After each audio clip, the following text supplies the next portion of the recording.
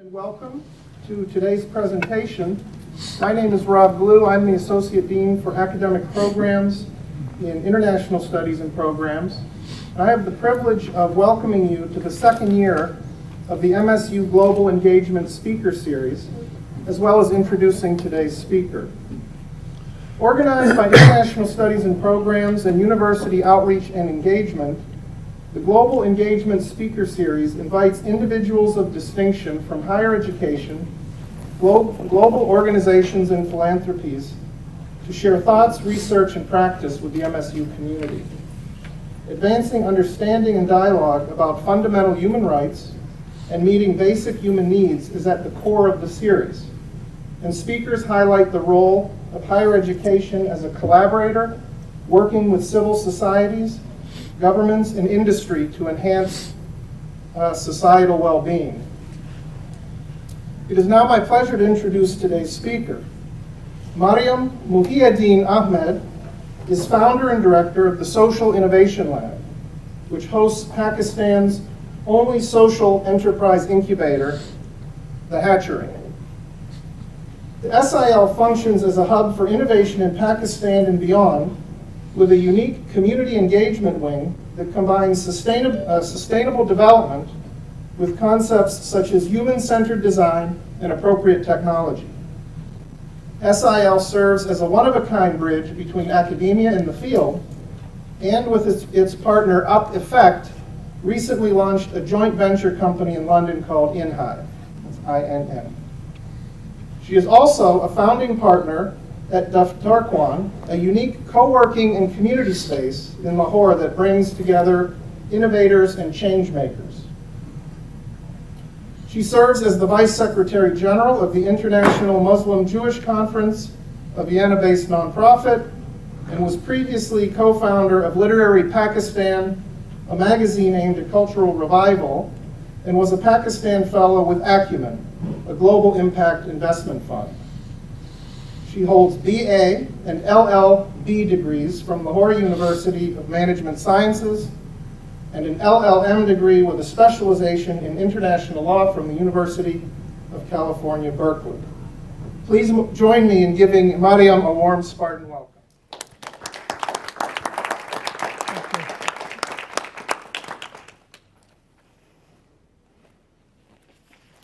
Should I? Thank you so much for being here and for having me. It's been an honor and a privilege to be here the past few days. I've had the chance to meet such fantastic people in your faculty, in your students, and your staff across the university, across the campus. People who have been doing just phenomenal community-centered engagement work that puts human beings at the center of their initiatives and their interventions. Something we hold very close to our hearts at the Social Innovation Lab, which is what I will be telling you more about today.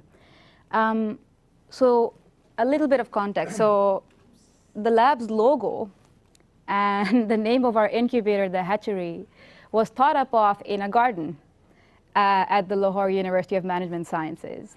So our team one day was like, okay, we're creating this incubator and we need to have some marketing, some branding, some strategy around it. And so, what are we going to do? And let's look at things online. And, and I said, hey, maybe we should just go hang out in the garden. And so that's what we did for a little while. And we spoke about the world and we spoke about why something like this is important. And we noticed around us nature and trees and an entire ecosystem, which led us to our tree right here. And the idea that whatever work we do, we need to put our ecosystems, our larger context in mind, right? And understand that the different sectors and domains we work in always have moving pieces and are dynamic. And hence, we've also got to be moving and changing and learning and dynamic. And so eventually, the Social Innovation Lab decided to call our incubator the Hatchery. We saw a bunch of these little birdies flying around and, taking these worms to their little nestlings. And, all this safe space within that nest and that nutrition coming in, feeding them, and then seeing the young ones grow up and have their first flight. And that's what gave us the idea that, it's the same kind of nurturing and feeding and mentoring and facilitating and protecting that we need to give the entrepreneurs and the young change makers that we work with. So the lab was founded about 4 years ago in Lahore. It's been supported a lot by the MasterCard Foundation, particularly our incubation program. We're looking to see how we can help change makers and innovators build sustainable solutions to the problems they see around them. How we've been doing this is through different projects, looking at sustainability, design thinking, and equity and justice as our visions for this process, right? So how can we use social innovation and different applications of social innovation to create a more just and equitable world? And that's the kind of vision we've been working with. We're able to achieve this mission and this vision through the Hatchery, which is the incubator that I told you about, and through our consultancy and research wings. So a little more about the Hatchery. Like I said, our little way of imagining this also came out into a very nice infographic. We also have an ecosystem where we have the worms and the cats and the investors. Everybody has their own little emoji and infographic attached to it. The Hatchery process, here's how it works. So we put out a call for applications. We go to different universities, organizations, institutions, and we put out a far and wide call for applications. What we're looking for is people who are committed to making a difference in the lives of the people around them, especially those who are underserved and marginalized. We're also looking for how confident these people are in their abilities, how willing to change they are, how much of a growth mindset they have, where they actually believe that they can do anything if they put their minds and hearts to it. We're also looking for grit and for perseverance, because this work is not easy. And these are a set of metrics that has taken us a very long time to come to, right? Initially, when we started the Hatchery and our first incubation cycle, the only thing we were looking at was the idea and the quality of the idea and how fantastic it would be and how much it can help the society and the community. And it was after the first cycle that we realized that, no, that's not how it works. We also need to be focusing a lot on the individuals behind these ideas. And I feel like that shift in the way we were thinking about our program and our teaching methods is what led to us now coming with a set of disruptive pedagogies in teaching and practicing entrepreneurship, and with a social and community engagement focus. The Hatchery, here's the kind of things it offers, right? So there's mentorship and in-house training. We're able to bring in experts from outside, from the field, who spend a couple of hours every week with these entrepreneurs. They give them training and mentorship and build their knowledge and capacity on subjects like financial modeling, how to make your business canvas, how to practice adaptive leadership and human-centered design in the way we create our projects and our interventions.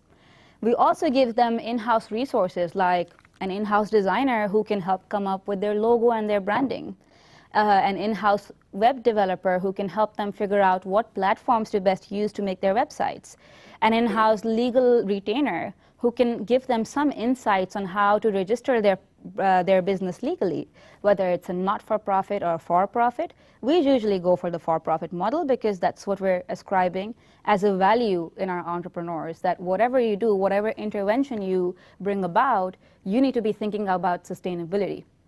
And a part of that is financial sustainability. We also give them business development support. So we train them in how to tell their stories, how to pitch to different audiences, how to go about talking to investors and funders, which is a part of access to seed and funding investments, right? So not only are we teaching them how to go about doing this work, we're also then making the connections with these investors and funders for these entrepreneurs. And we're, in some ways, actually doing that investor management and relationship building on the other side of the equation as well. We also have our network of partners, mentors, and alumni. And a big piece that we've realized over time, which I'll tell you more about, is that peer learning. There is nothing like peer learning. You can put as many experts out there and as many industry professionals, and they cannot tell you what your peers can, which is why we start having quarterly pizza parties now, where everybody comes together, we all hang out, get some pizza, get some cake, and we go about like little busy bees connecting people and thinking of which dots actually would make the picture even prettier. And then something we've done, which has been a big question mark to us from a lot of our advisors, from a lot of the people that have worked with us, is why don't you take any equity? And so it's been a hard question, and it's been a hard thing to actually think about and wrap our heads around also, because we ourselves need to be sustainable, right? And we need to be thinking of our own business model. And yet what we've seen is that in a place like Pakistan, where already the risk of doing something like entrepreneurship is super high, when you're actually doing social entrepreneurship, that risk doubles.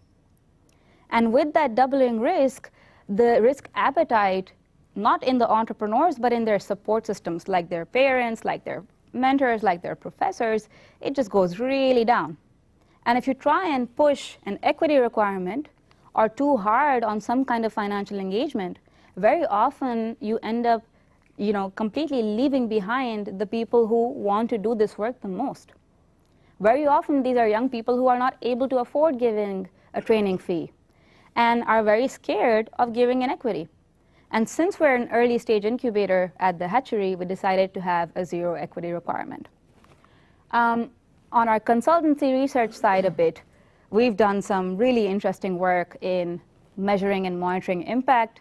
We've looked at feasibility of business models, financial and otherwise, and that's where we found some really surprising lessons that I'll tell you more about.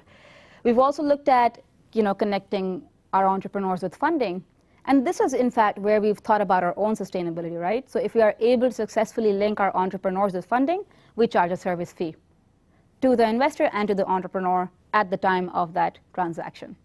And then branding, marketing, product design support, not just for entrepreneurs, but corporates, public sector entities, you name it. So we've worked with a wide area of people, and some of these projects have been with people like the SARC Development Fund and the World Bank, people like the Aga Khan Foundation, with whom we've worked in the mountainous north of Pakistan, with people like the British Council, who want to understand what's happening on the ground. And so we've done a lot of landscape research studies in Pakistan, right, where we've gone across the country and mapped what's going on in this sector. With the World Bank specifically, we've done that in particular verticals, right? So whether it's healthcare, agriculture, energy, education, that's the kind of research work we've been engaged with. But as you know, and as I said, and as the topic of this conversation says, we're talking about the ways in which we've disrupted methods of teaching and engaging in entrepreneurship. And that's what I want to tell you more about. And for that, we can't miss this, right? So when we started our program, something we realized was that this work requires a completely different set of imagination, right? And when we were thinking of where we place the Social Innovation Lab within a university, because we had a university partner, where within a university does this fit? And so, a lot of people told us, hey, you should go to the business school, right? Because, well, you're an incubator. And then someone said, well, maybe you should go to the science school because that's where a lot of the innovation stuff is going on, right? And some really fancy things. And we said, actually, no, we'd like to be in the School of Humanities and Social Sciences, because that's where you find something like this, moral imagination, right? And so this morning I was at the hub, and we were talking about, well, what is moral imagination? And we said, well, we don't define it, and we don't frame it, and we don't box it, and we also don't put it in binaries such as wrong and right.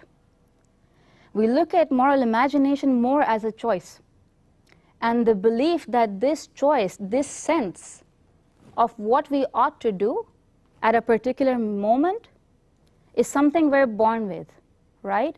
It's something that, and it's not just something that I believe that, oh, wow, it must be spirituality, la, la, la. No, this is something that we've actually seen. So we have carried out moral imagination sessions around the world in different geographies as part of different programs, not just incubation, also non-incubation programs. And we found, surprisingly, that the same content and the same methodology in different geographies has led to very similar results, has led to people identifying things like love, humanity, nature, caring, fear to be unifying factors across humanity, regardless of age, ethnicity, gender, religion, geography. And so what this led us to believe was that moral imagination is not something we can define, it's something we can be and live and breathe, right? And it's a matter of teasing that out of our entrepreneurs and making them see around themselves all these different choices that they make on a daily basis, and where they have the space to actually practice and to actually choose with a moral imagination. It's like David Foster Wallace, one of his amazing essays where he says, you know, there's these fish passing by, it's a school of baby fish, and there's this, you know, the older fish that passes by and says, hey boys, how's the water? And the fish are like, what's he talking about? What's water, right?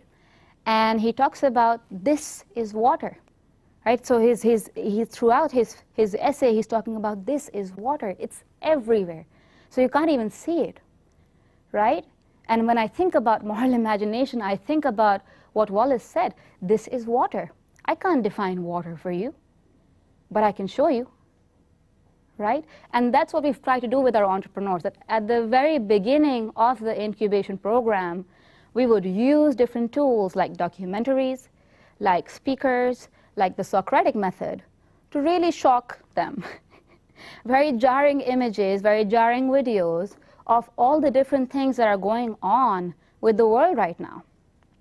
And where has that led us as the human race? It almost takes a metaphysical approach, right? Because it makes you step outside of your individual self and look as a collective, and a collective over time. So we're looking at creation, and whether that's spiritual, whether that's the physics that you want to follow on the Big Bang, whatever notion of creation you believe in, it seems like human beings have tried to mirror that, right? And in some ways, in that process, we became God. And yet, as we see with the advent of modernity and then postmodernity and the internet and technology, somehow that God, which was us, was replaced by technology and money and a host of similar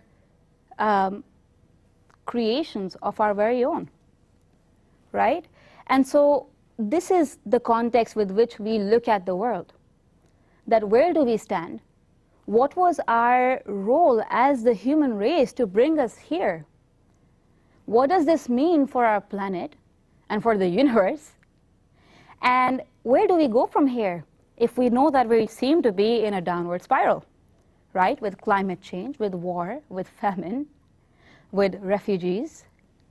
Where do we go from here? Where do we then? So coming back from the species to the individual, what can I do today to play my part in the cosmos and in making that shift in the ever-moving dynamic system that can maybe move the cosmos, maybe move the world, maybe move the planet towards a more sustainable way of doing and living, right? So that's one of the key things we focus on when we start. Second thing, so social entrepreneurship. It's a lovely thing, right? You're doing amazing work, you're working with communities, the interventions that you're making, they can really change lives. They can give people access to so many opportunities they never had before. We've had our entrepreneurs who have worked in tourism and without realizing have led to girls ending up in schools more often because they ended up providing that particular person enough income to actually think about putting their girl child to school. And so all these amazing consequences of your work, right? And all these people coming and telling you, oh, wow, you've changed my life. And That's really nice, and it's really great to hear. But what it often leads to is the savior complex, right? Where you feel like, oh my God, I'm amazing, and I'm the Messiah, and I've just got to do everything I can, and I'm the only one who can, right? And so what that ends up doing is, right, it ends up taking away from our moral imagination, where we saw ourselves as a collective, and then individuals, and then everybody playing their part in a big system. The savior complex brings you to a completely different side of things, right? Where you think like, oh wow, I'm the star here, right? And so what we do then with our entrepreneurs is we, very early on, during our mentorship sessions and our interview sessions, especially when we're interviewing them to be part of the program, that's when we try and tackle this particular issue. So let me tell you the story about, so this picture, if you see up left, it says Tour Lahore. So Tour Lahore is one of our companies that does walking tours of the old city of Lahore, right? And in this process, they are training young people from the old city to also become tour guides. They're also working with local artisans whose crafts are now dying because people don't come to the old city enough to buy them. So they're working with those guys to make them part of the tour and give them access to new markets again, right? So when Tour Lahore, the two founders were just amazing, right? They came to us very bright-eyed. They were juniors at college, right? And they said, oh my God, we've been to Berlin, we've been to Switzerland, all these places in the world, they have walking tours, and why is no one doing them in Pakistan, and we're gonna do it.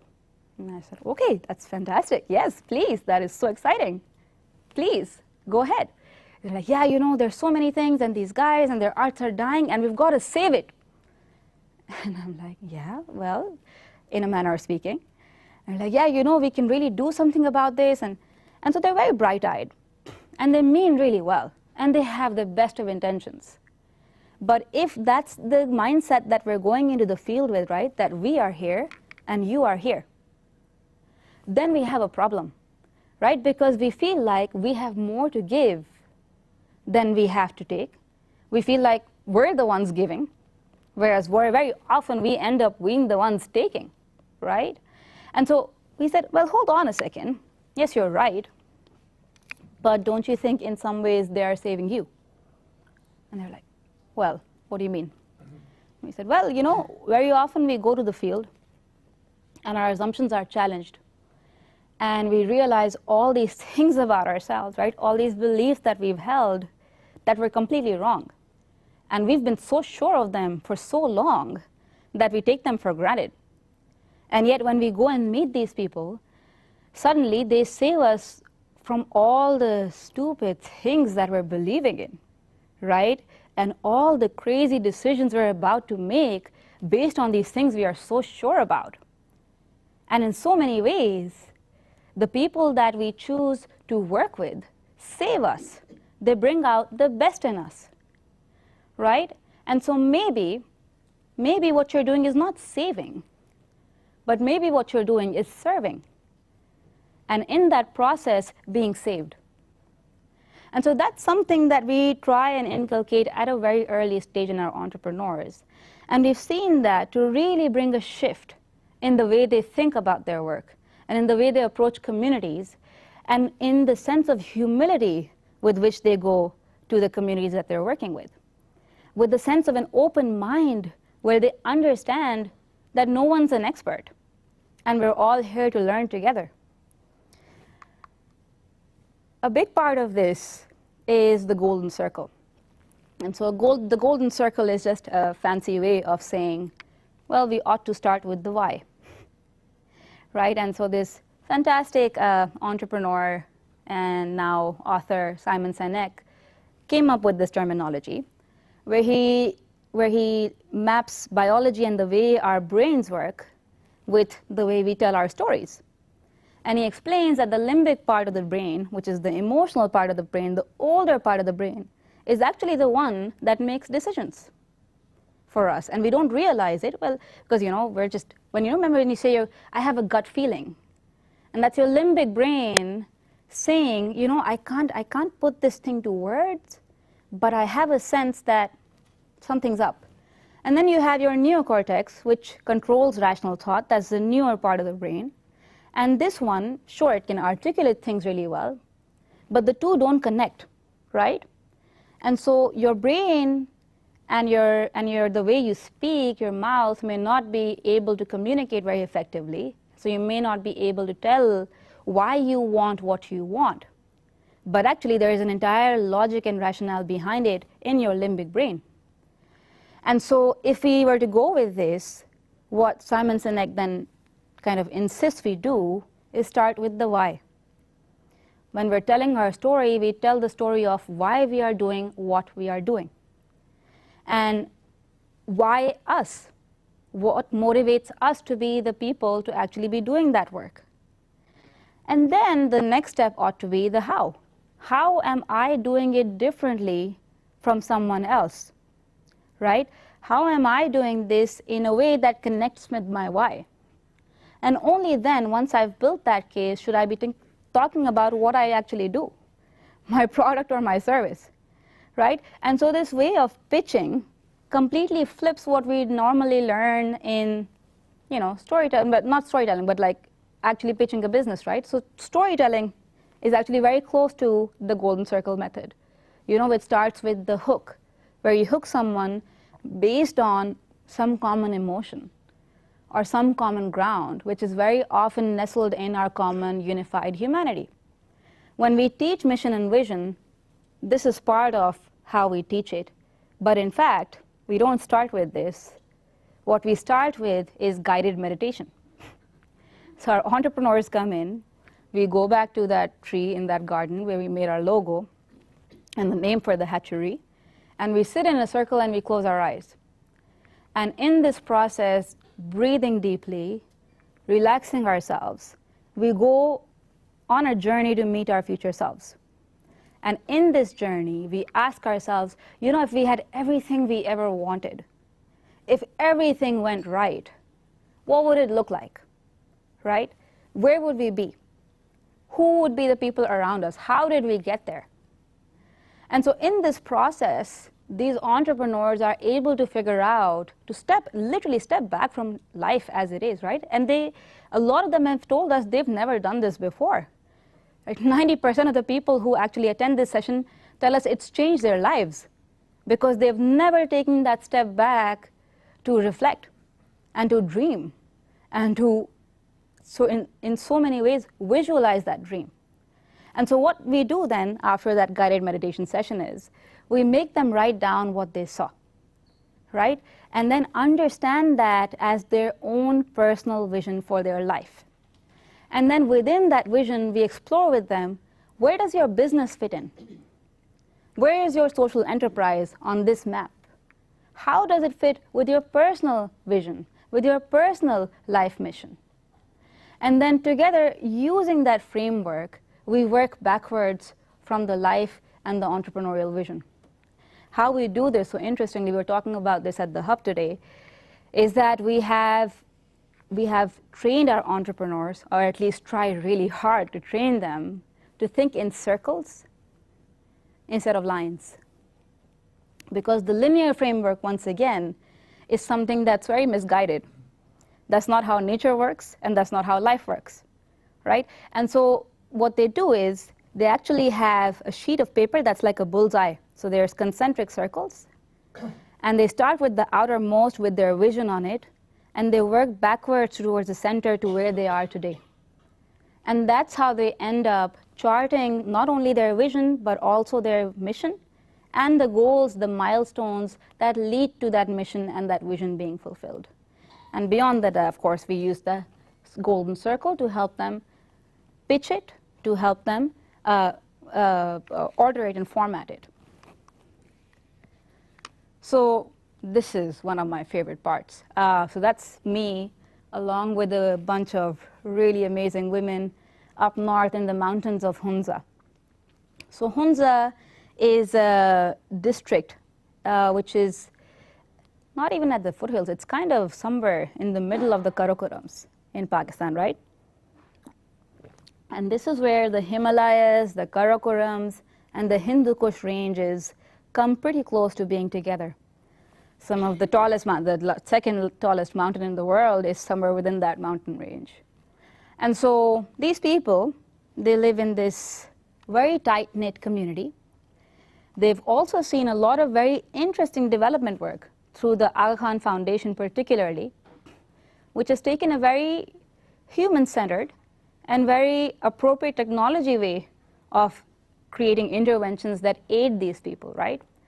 And so this is one of those places where we first went to experiment with our incubation program, right? So once we had made this incubation model, we were very curious, hey, how do different people respond to it? And so we took it to this community, and we tried teaching them human-centered design, and turns out we couldn't. And we couldn't because they live it. They could teach us, you know? And so what we did instead then was bring our students there. So these guys told us, hey, we need some help with bookkeeping and pitching and a little bit of product design and e-commerce and marketing. So how about you just tailor your course for that? And we said, okay, we can do that. But in exchange, can you take some of our kids? And maybe they can, you know, hang out with you. Maybe they can go to your companies and your small NGOs. Maybe they can go with you to the field and know what using your hands looks like beyond the iPhone. Right? And what we realized was that in this deep immersive exercise, where entrepreneurs from across urban centers in Pakistan had to spend 3 weeks in the mountains, sleep on the floor, clean up their rooms and their toilets, cook their own meals, wake up at 6 or 7 in the morning and go with these guys to the fields and understand what potato cultivation looks like, and then in the afternoon work in their small not-for-profits and small village organizations. That's when our kids were actually able to understand the people that they claim to serve. The beauty of this is it's a much safer environment, right? So it's a group of people who have seen this and lived this kind of development and lived this kind of way of doing interventions, right? So these were amazing people to work with. I couldn't take my entrepreneurs and go do it in an urban slum in Lahore. You know, it would be it might have been very challenging because it's a very moving, dynamic environment once again. But here's an environment where we understand that people are open because of their way of life to open that kind of knowledge to others as well.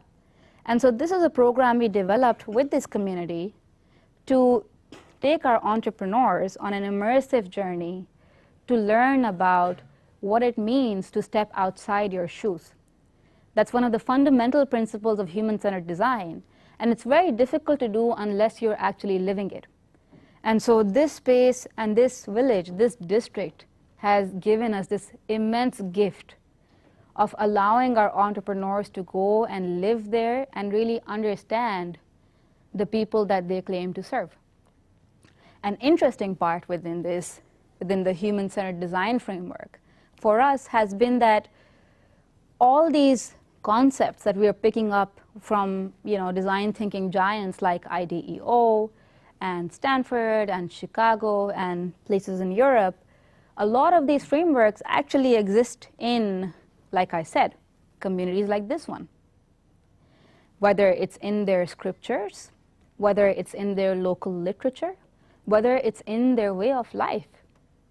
And that's the kind of work we then started doing, right? So we read different scriptures, we read subcontinental literature, and are now trying to see ways in which we can cross-fertilize our curriculum with this context-specific literature and scripture which says the exact same thing, but has been saying it for thousands of years before IDEO did, right? So that's something else we're up to, like I said in the beginning.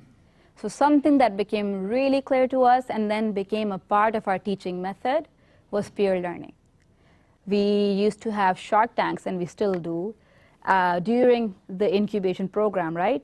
Where we used to call in a lot of experts and industry mentors and all these big shot characters, right, to come and judge these guys and tell them, hey, no, that's really not going to work, and hey, that's really fantastic, and hey, how about you do a little more of this and a little more of that?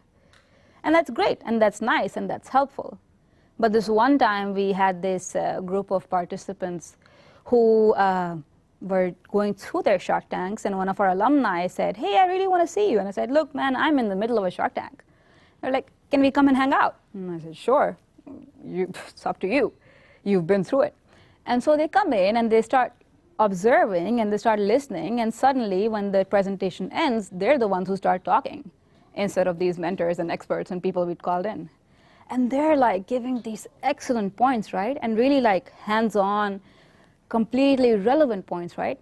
And that's because they are either still going through or have just gone through what these fresh trainee entrepreneurs are going through, right? And so they're able to relate much better.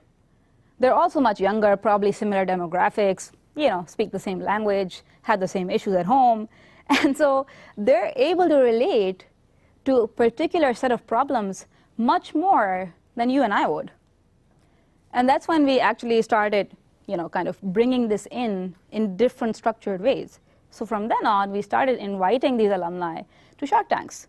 We also started inviting these alumni to teach some of these modules, right?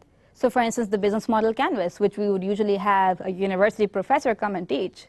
This time we decided, no, we've got to have an entrepreneur come and teach it and use their own model as a case study and show all the different ways that over the years, their business model canvas has changed. And it's had fantastic results. People are they feel safer asking questions that they would otherwise feel very stupid asking someone who's super hi-fi and very difficult for them to relate to. And so peer learning is something we then embedded into the way we teach our materials and our coursework. Adaptive leadership is what we then focused on after that. So adaptive leadership is something that we wanted to make part of the curriculum from the beginning. And it was, something that I'd picked up during my time at Acumen as a fellow. I found it really helpful for my own self while designing the lab and then facing all kinds of challenges in the process of, executing the work, and realized that, oh my God, this is something everybody should know. And it's not like a work skill, it's a life skill, right? And so adaptive leadership demands us to think in a different way, right? So once again, think of systems as dynamic. It also requires us to think of leadership as not a role, but a practice, right? And the idea that it's not that there's one leader in a group, is that everybody in a group can practice leadership, right?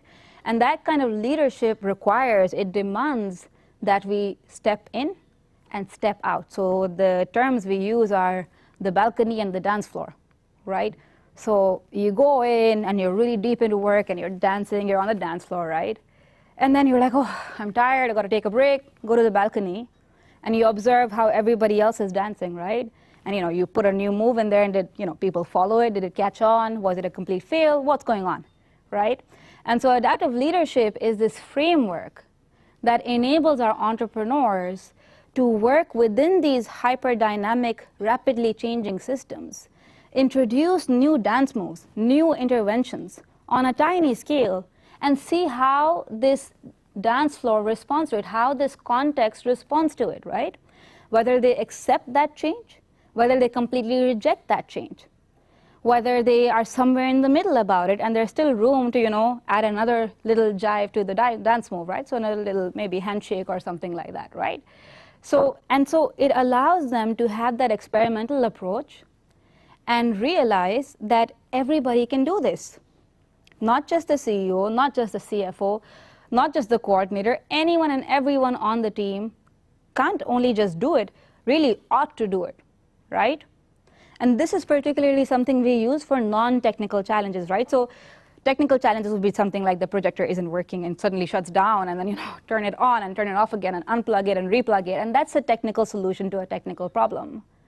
But when you're working with communities where so much is changing so fast, the nature of the problem keeps evolving even before you start solving it and while you solve it. And hence an approach like this is necessary, not just for someone who's leading the organization, but for everyone within it. Especially when it comes to managing relations and expectations, in fact. This has turned out to be an extraordinary tool, right? Where you can check how your boss is feeling one day. You have a little experiment and see if they smile about it or if they just, completely frown, and then okay, I'm going to step back and not ask for that vacation, right? So that's also adaptive leadership, right? And so hence, when we teach this to our entrepreneurs, we explain this to them that, hey, this is not just going to help you in your social enterprise. This is going to help you in your life. And that's connecting this back to our early lesson. It's not just the idea an incubator is supposed to invest in, it's the individual. And this is part of that individual growth, right? So the next thing then, which then happens as a result, right? So sometimes you're really excited and you just, dance too hard, right? And suddenly the system doesn't accept it. And, it gets awkward. And you step back, you're in the balcony, you're like, oh, wow, I really messed up, huh? And so what we teach our entrepreneurs is that it's great. You really ought to mess up.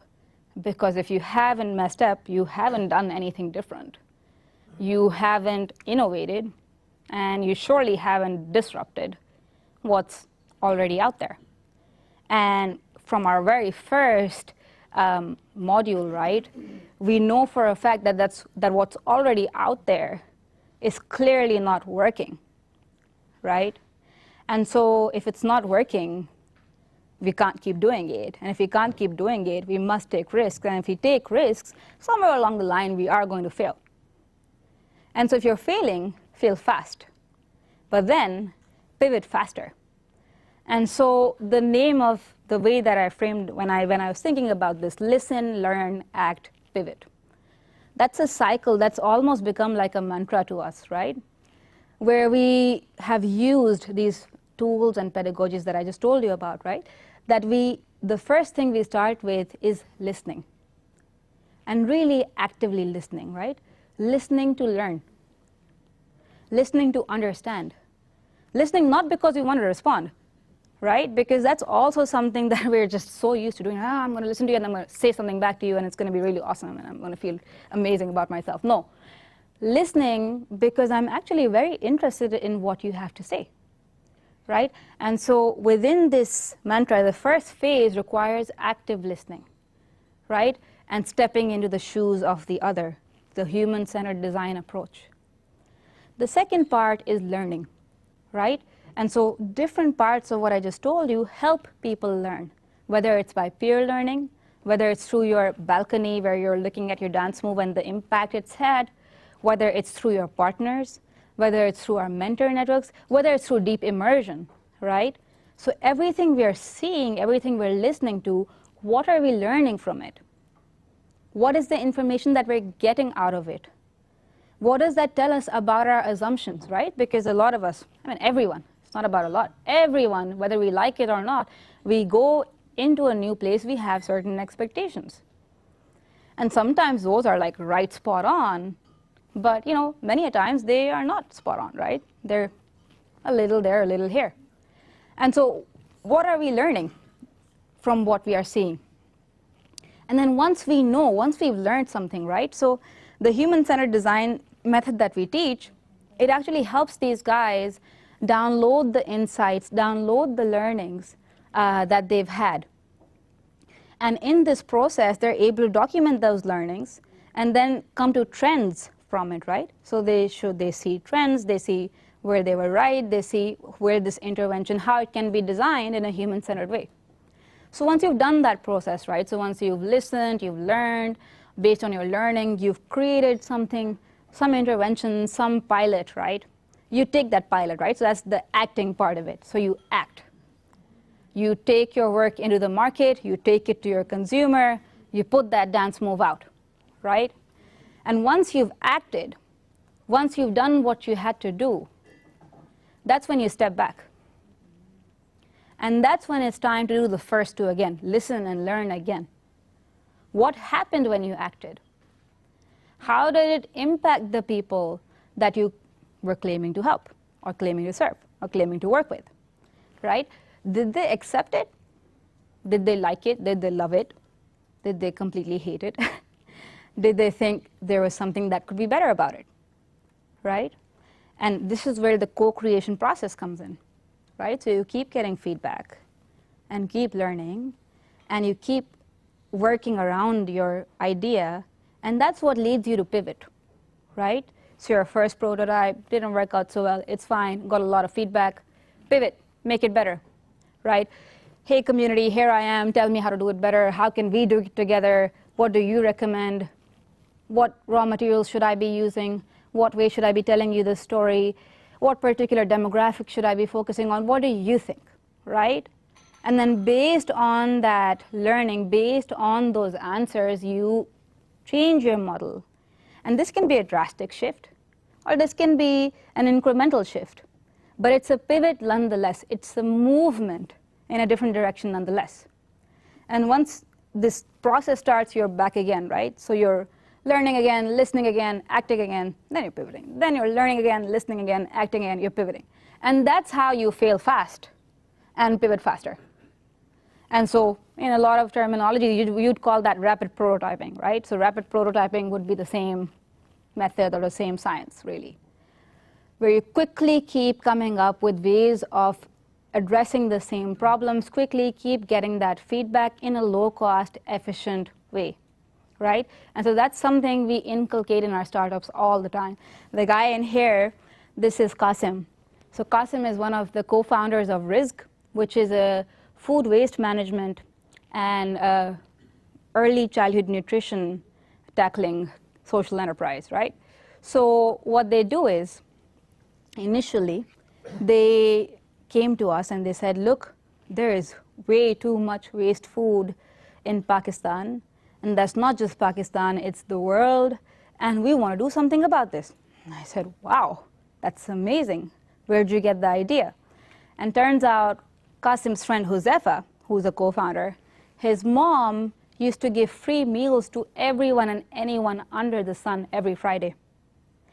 And seeing this phenomenal role model, they wanted to do something very similar, right? In the same spirit of generosity, of giving, of serving. And so they said, well, we can also do that, but actually, instead of making food like she does, we could just go around to all these places that have so much leftover food and use that, right? And then cater to a much larger set of people. I said, yes, you're right, absolutely.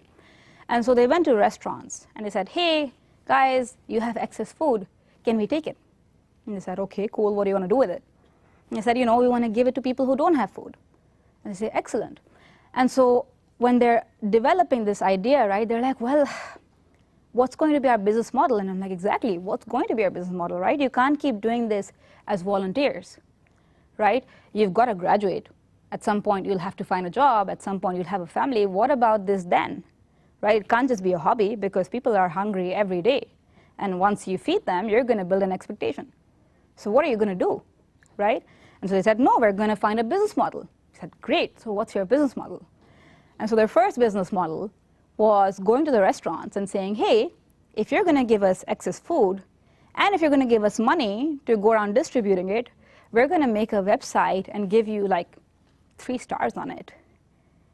And the restaurants were like, huh, okay, and they're like, well, then you're going to get a lot of popularity, it's going to be a CSR thing for you, and look, everybody's going to love you, and you'll get more customers. And they're like, well, we don't have a problem getting customers, our food's quite nice. And he's like, huh, but maybe you could still, they said, look, here's what we'll do. We'll give you the food, and we'll give you a little over to cover your fuel cost, but that's about it. We don't think this is a CSR activity beyond us giving you the food and, covering your transport costs. And they said, cool, you know what, we'll take it. So their first business model in this sense was a half failure, half success. They come back to us and they said, look, we can scale this up. Maybe instead of 5 restaurants, if we had 50, we'd probably making enough money to maybe cover some of our coordination and salary costs, right? I said, yes, but is that going to be enough? And I said, no, we're not sure. We really don't want to charge the poor. That sounds like a horrific thing. Oh my God, how can we ever do that? We'll be terrible people. And I said, well, you ought to think about it. Maybe there could be a cross-subsidy model. Maybe you could do share a meal or pass on a meal. There's some way, there must be some way to monetize this. So they go away and they disappear for a month and a half. And they come back and they're like, you know what?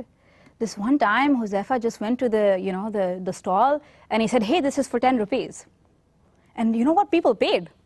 And I'm like, yeah, of course. No, but people paid it. I'm like, yes. And they said, look, this is our model. And I said, yes, exactly. And this is when they realized that actually, by not charging the poor, they were in fact taking away their dignity, right? That it is when they were not charging that the idea in the mind of the consumer was, oh my God, this is a third-rate meal, and I'm only getting it because some rich person didn't eat it. And this pivot that they made, this failure that they learned from, was that, no, this is a meal that is clean, it is edible, it is safe. We will package it again, we will brand it with our logo and make it look nice because it really ought to be a product. And a product is going to sell, and so they will pay for it and feel happy about the fact that they were able to pay for it. And so now, Rizq runs, or is starting to run, a food bank network in Pakistan. They have moved that food stall that used to be in different locations across the city into one location, one community, which is their starting point. Around this community, what they realized, the more work they did, right? They realized that there were sometimes people who were exploiting their food bank or their food stall, right? They'd be people who had really high incomes send their drivers and their cooks to pick up that amazing lobster and steak and lemon tarts because it was so super cheap, and they would rather just get that food here than go to the restaurant, right? And so what these guys did was they founded community, they went around doing demographical survey work, they gave each of them Rizq cards that that were able to tell these guys who's actually buying the food and where it's being consumed. And then after establishing this food bank, they realized this is not the end. This community needs healthcare, it needs education, it needs access to loans and finance, it needs skill development, right? And a bunch of these other things that Rizq is not at an expert at giving. And so what they did was they partnered with other social enterprises and brought them to the community. So they brought the largest interest-free microfinance bank to come and start giving microloans there. They brought in the Punjab provincial government to start giving training in freelancing and online earning in that community. They, in the second room of their food bank, which is a two-room kind of entity, two-room building, they asked an NGO school to come and set up a center where children could be then brought into the schooling system and then prepared to join a low-cost private or government school. And then they also brought in a healthcare NGO that now does regular screenings of the community population with the Rizq cards every 6 months. And so they failed, and they failed really fast, but they pivoted even faster. And they learned from all their mistakes at a tremendous pace.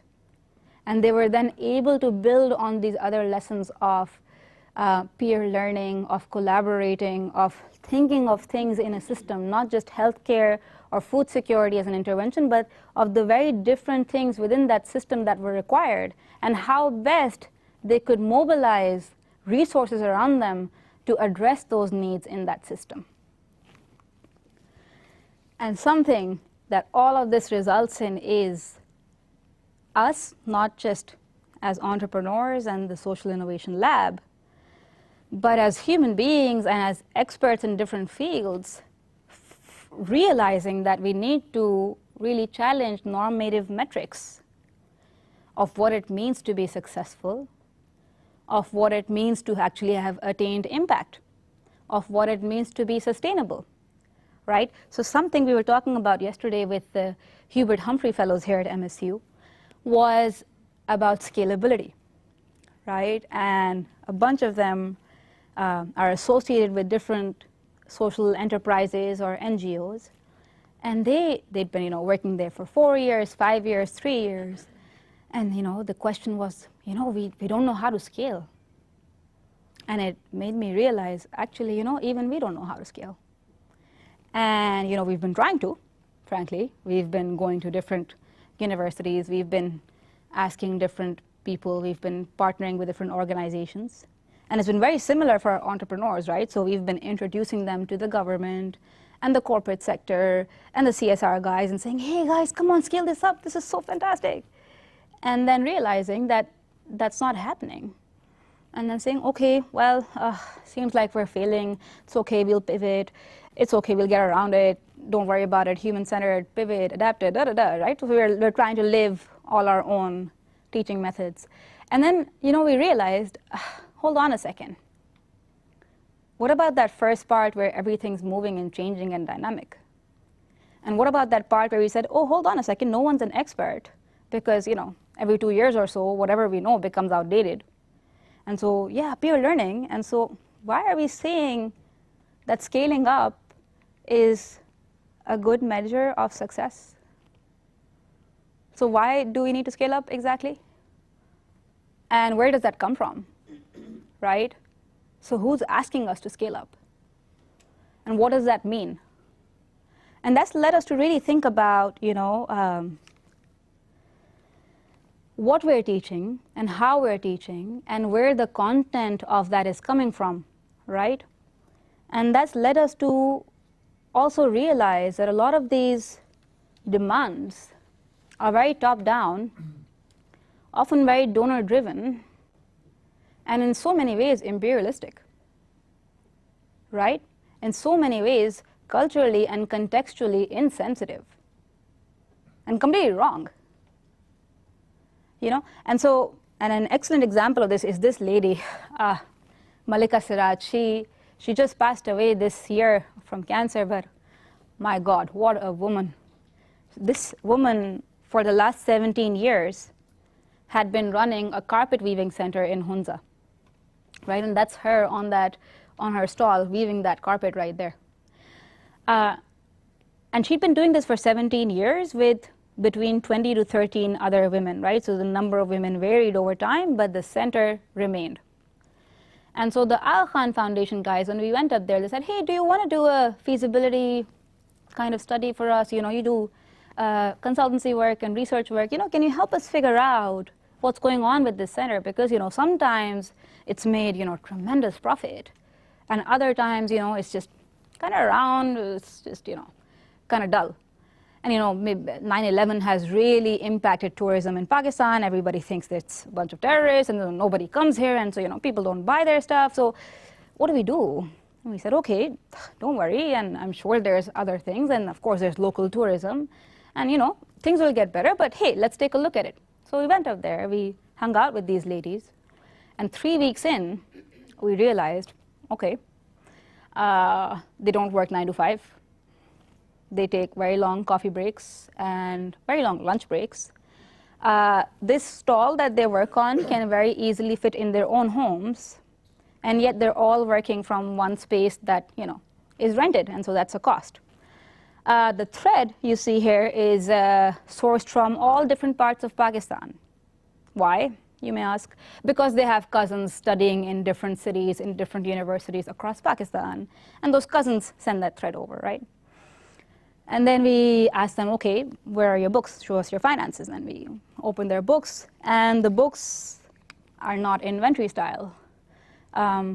Each page is for a different producer, for a different person. So one is for Malika Siraj, one is for Pari Sultana, one is for Aziza, one is for Aqila, and so on and so forth. Everyone has their page. And everybody has their carpet where they've written on, red carpet with the camel, with the this. And here's how much time it took me to make this, and here's how much I sold it for. And we've seen, well, this one you spent a lot of time making, but you sold it for far less. Why, right? And so all these different ways that their books were very different from a corporate or a company or even a small medium enterprise you'll see in an urban center. And we were shocked. We're like, okay, all right, we know what to do. We can fix this, right? And so we go back to the Al Khan folks. We're like, okay, look, we have some recommendations. We're going to sit with the ladies and try to run it by them. And, don't worry, we'll fix this, right? Savior complex. And so we go back. And you say, hey, ladies, you don't work 9 to 5. And they're like, yeah, we don't. And I said, well, why don't you? They're like, well, we also work in the fields, and we also have children, and we also have families, and we want to hang out with them. I'm like, well, that's pretty fair. Okay, cool. Okay, but why do you take such long coffee and tea breaks? I'm like, yeah, but when will we talk? And I'm like, oh, yeah, that's a good question. You're right. Okay, you need to talk. Valid, sure. Okay. Why don't you work from home? It'll save you time. It'll be right in front of you. You can go to it whenever you have extra time, maybe even at night, so you can do anything the rest of the day. And they're like, yeah, but how will we meet each other? Right? And I'm like, huh, okay. And then they say, I said, okay, what about this thread, right? You could get it in bulk from one guy in Lahore. I can hook you up. And they're like, no. And I said, okay, why? Well, every time my cousin sends me the thread from Peshawar or Lahore or Karachi or Ahmedabad, we give them pocket money. And it makes them really happy. And that makes us really happy. So why? And by now, you know, all our ideas of efficiency, supply and value chains, feasibility are like really shaken up, right? We're like, oh gosh, this is something else. And by the time we come to their books, we said, okay, great, so you have different books. This is something we understand. You know, I don't know where my water is coming from. Hypercapitalism is, you know, commodified everything, and, you know, the producer and the consumer are completely detached, and we totally get why you're doing this. Excellent, guys. And they're like, yeah, thank you. And we said, okay, so, but, you know, some of you are earning more than others. How are you spending this? And they're like, who told you we're earning more than others? I said, well, it says here on your books. And they're like, no, we divide everything equally. No one earns more. We all earn the same. We're family. And so at this juncture, we had to go back and tell the Akhan guys that, hey, there's something very different going on here, right? And it seems like we really need to ask ourselves these questions instead of imposing something else on them. Because what they've taught us about feasibility and efficiency, and what they've taught us about sustainability and longevity, is very different from what any basic economic 101 book will tell you. It's the exact opposite, right? And so what we're realizing here is the things you and I might think of as costs are in fact profits for these women. That in fact, when they come together and hang out and talk, it's a social structure that allows these women a space to vent, a space to just breathe, a space to get away from the emotional labor of being at home and raising kids and the physical labor of being in the field and all this stuff, right? It's actually their safe haven. And that when they're getting this high-cost thread, it's actually maintaining and strengthening the fabric of their relationship with their families, even when they're far away. So it's in so many senses eradicating that distance. And that when they're looking at this and sharing equally, it is showing you something far bigger than the profit motive, far bigger than the I. It's what we've seen in Africa, if some of you have been, this term called Ubuntu. I am because you are, right? Something that Hegel would have us see, right? That in the master-slave dialectic, both are equal. You make me who I am.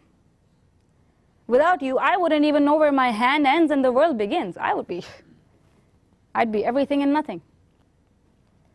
And these women right here, that's what made us challenge all our assumptions about what it means to be successful. It made us expand our definitions of what it means to have actually created impact and fostered sustainability. 17 years. We haven't seen companies last 17 years in the big city, and here in a mountain where the lake freezes over in the winter and you can't get to the village. They have managed to run this for 17 years. That's changed the way we teach entrepreneurship. A big piece of this that has resulted from this way of learning and teaching, and that has also kind of inspired us to inculcate and encourage the same in our entrepreneurs, is to find your tribe. You know, because this journey is lonely, it's very difficult, it's extremely exhausting at times. Some days you don't want to wake up in the morning. And my husband knows that really well, because he's like, Maryam, shut up and go to work. And, you know, at that point, it's people like him and my family and other social entrepreneurs that I've encountered in my life who are telling me, hey, you know what? We're very exhausted too. And you remember that time you told us, hey, you're going to get through. Well, this is that time for you, and you will get through. And we'll see to it. And we'll push and shove you there if we have to, right? And so I've been very blessed to find tribes like these all over the world. Some people you may know in here. And they're from across the world, and yet they carry that light within them, right? Something my mentor tells me, he says, you know, there are people of the heart, and you will find them everywhere you go. And, you know, first time he said it, I was like, what does it even mean? And then I started seeing them everywhere. Out of nowhere, you know, speaking the same language, despite so many differences, and realizing, oh wow, we have a tribe, and my tribe is the people of the heart. And that's what we then started encouraging our entrepreneurs to also find, to become part of that tribe, and to keep expanding it and looking for it wherever they went. And in that process, this is what I realized just yesterday. We've started this movement to decolonize our minds, to decolonize the way we think of, understand, and teach concepts, the way we think of the content of what we teach, right? Sustainability, feasibility, scalability, all these terms, right? The way we approach power structures, right? And identifying the different constructed false power structures within our own lives when we think of the savior complex, but also imposed upon us from the outside, from donors, funders, partners, whoever else, right? And then understanding that in this work that we're doing, in so many ways, we're decolonizing social enterprise. And that's something, just framing it like this is something that I just came across yesterday, right? Talking to the Africa Fellows. That's the work that we've been doing. So this is a photograph actually from the InnHive program, right? Where we went to London and took a Pakistani curriculum and taught it there. And I remember, you know, the first day when I walked in with my hijab, and I'm brown, and, you know, I'm a woman. So all these different intersectionalities of marginalization. And there's a bunch of people, and there's a gentleman there who's older and, you know, of a majority race. And he says, hey, who are you? I said, hey, I'm your trainer. They're like, really? What are you going to teach me? I said, well, how about you wait and learn? And so we went through our first training on what is social innovation and how is it different from regular innovation and all those things. And the session ends, and he really scurries up to me afterwards. He's like, hey, can I get your card? And I'm like, of course, sure, absolutely. He's like, yeah, are you like a trainer? Like, are you like, you know, some kind of consultant with McKinsey or something? And I'm like, no, I just do social enterprise. And that's very reflective of the kind of exchange we're looking to create in the world. That countries like Pakistan and regions like the Global South have so much wisdom and knowledge and phenomenally disruptive and innovative methodologies and ways of thinking, doing, and being to give to the rest of the world. And unless we leave behind our savior complex, despite our super good intentions, and unless we take off our expert hats and start thinking in terms of human-centeredness. And unless we move beyond the dynamic of, teacher, student, master, slave, whatever else, and look at peer learning, and each one of us having some really perennial wisdom and knowledge inside our hearts and minds and spirits, unless we do that, we're failing. And it's time we pivoted, and pivoted fast. Thank you.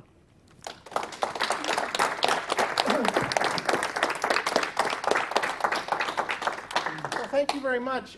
We're going to take questions. So in addition to those of you present with us in the room, I understand those participating online should also be able to submit questions. So we encourage you to do so, and we will try to get to some of those as well. So the floor is open for those who might have a question or a comment.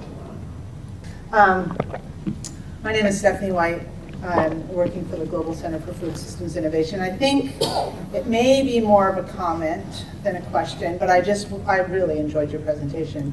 And I guess I was just so happy to hear you talk about this idea of scaling, because it's an issue that has bothered me for a long time, because it seems like a lot of, and I've started to think of it in terms of the language of innovation, strong innovation and weak innovation, because it seems like a lot of what we're talking about here with my work is weak innovation, because you're really talking about technological fixes within the existing structure. So we're talking about, when we talk, a lot of times when we're talking about innovation, it's only innovation to further the existing system. And so you're really, the idea of social innovation is like, it's not working, like, we're reproducing inequity. And so I just really appreciated you, addressing that issue. And I don't know if you want to talk anything more about it, but okay, thanks. Thank you, Thank Stephanie. you. Maryam, do you want to say anything else on that? Actually, something we've learned about scalability is that it doesn't have to happen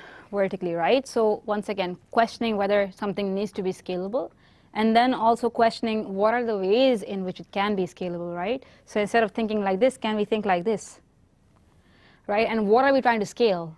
Are we trying to scale one intervention, or are we trying to scale impact, right? And so the story of risk actually tells us that instead of scaling like this, they scaled like this, and they didn't scale risk. They scaled impact within a community. And now that's a model you can take like this. But once again, when you take it like this, you'll have to, be very cautious of context. You wouldn't know where to start first. You'll have to experiment, start slow, start little. But basically, that even the way we're going about scaling or understanding scaling needs to be more complex. Okay, other questions or comments? Thank you for your presentation. I absolutely loved it, and I learned a lot from it. My question has to do with, I know there's a lot of importance set on mentorship, but this of the tribe I've also seen developing around me. So how would you place both of these concepts, and how much importance is there more in the tribe setting and versus the mentor setting? Thanks. That's an excellent question, because I've been dealing with that a lot lately. And I think at least for a decade now, in fact, right, that we often go to our friends and our tribe for support and for feedback and for this and that. And sometimes we get the feedback or the support that we required, and sometimes we just get the emotional support we require. But we don't get the sort of direction that we're looking for, right? Or more knowledge. And that's often because our tribe is, very similar to us. Maybe they share a demographic, maybe they share an age group, something or the other, right? Maybe they share experiences. And so very often our immediate tribe, and so the tribe can be huge, but your immediate tribe is, those close, really close people who you meet very often, or who maybe you know really deeply, right? And so very often your tribe is playing the part of giving emotional support and of pushing you when you need it the most. Whereas a mentor is, well, sometimes doing both, but for the most part, helping you think clearly, right? And even though a part of that happens when you talk out things with your tribe, right? So your closest friends, when you're talking to them, you're also in so many ways disentangling the way you're thinking about something, right? And so you're getting clarity there too. But with a mentor, and especially with a domain expert mentor, right, you're getting insights into a field you may not know at all. And so no matter how much you disentangle the problem, you still don't have the insights that you require to make your decision. And that's where an expert mentor, industry mentor, or a senior mentor will come and help you in a much better way, right? Because they would just know more. Which one to prioritize? I don't think you should prioritize them at all. I think it depends on the circumstance you're in, right? So where you need an expert and you need direction, and you know your friends can't give you that, you go to the mentor. And where you need the kind of support, the help in pushing you make a decision, the help in holding you accountable, that's where you go to your tribe. And so I think it's a mix, really. Julie, is anything coming in through the? No? Okay. Other questions? Okay. Once again, I'd like to thank our speaker. In addition to the presentation today, I think from about 10 minutes after she got off the plane through now, she has been engaged in addition to trying to prepare for this, also visiting classes, meeting with faculty, students, staff, other stakeholders on campus, and I believe in a few minutes when we go to the reception, that might be her first break. Maybe if we could just please give her one more round of applause. Thank you, thank you, thank you. And I will invite you to join Maryam for the reception in a minute. There's two more things I need to say. At the beginning, I indicated the sponsorships for the series from University Outreach and Engagement, as well as International Studies and Programs. And if I put my glasses on, this will go even better. We do have very good co-sponsorship from other units, so I just want to go down that list quickly, so please bear with me.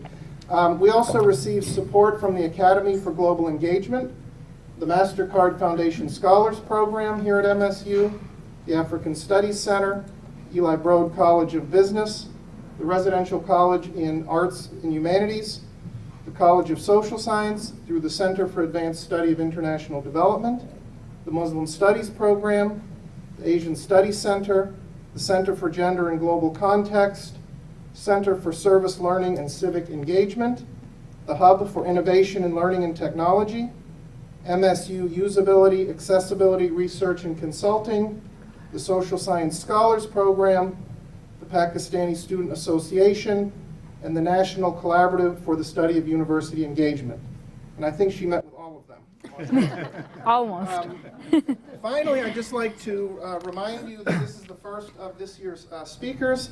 And if you could, on your way out, if you didn't, pick up one of our flyers that has additional information. But I would like to highlight next month, in November, on November 8th, we will have the Honorable Thelma Awori, who is the founding chair and co-president of the Sustainable Market Women's Fund, Liberia, as well as the former Assistant Secretary General of the United Nations and Director of the Regional Bureau for Africa of the UN Development Program. So we hope you'll attend that and tell others about it. Her topic will be African Women Post-Independence, Economic Empowerment, Peace, and Security. So, without further ado, I'd like to thank everyone for attending. Also invite you to walk all the way over there for our reception, which begins now. Thank you.